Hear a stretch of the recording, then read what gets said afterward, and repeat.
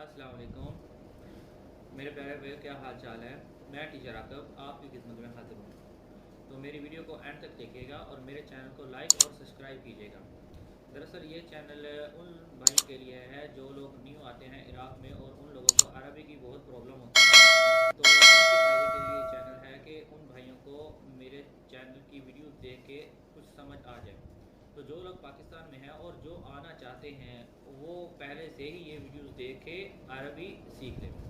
तो मेरे प्यारे भाइयों, आज हम आप लोगों का टाइम ज़ाया किए बगैर वीडियो की तरफ बढ़ते हैं। तो आज हम एक्सप्लेन करेंगे कुछ और न्यू अल्फाज। तो हम ये अल्फाज ये करेंगे कि रोह जीब खुबुस, रोह जीब खुबुस।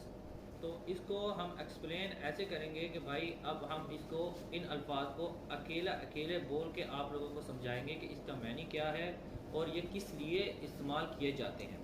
तो पहले तो हम इसको पाकिस्तानी लैंग्वेज में कहेंगे कि जाओ रोटी ले आओ। इसका मैनी होगा जाओ रोटी ले आओ, रोह जीब खुबुस। ठीक है, तो अब हम जो सा है ना इसको एक्सप्लेन करेंगे अरबी में।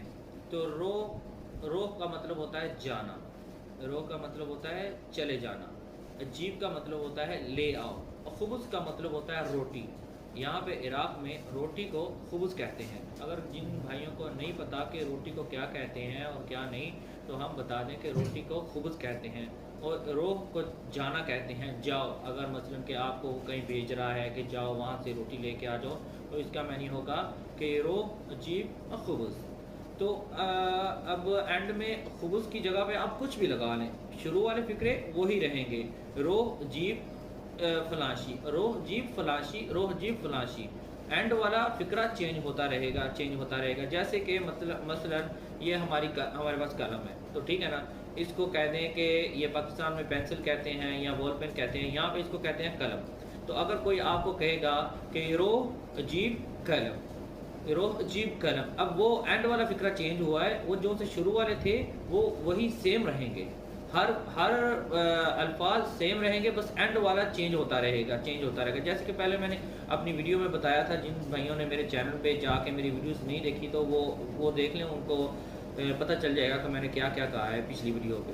तो मेरे भाइयों, आप लोगों को मज़ीद समझ आ गई होगी तो मेरे चैनल को लाइक और सब्सक्राइब कीजिएगा और मेरी वीडियोस को हम आपके फ़ायदे के लिए हैं, देखते रहिए। ओके, खुदा हाफिज़।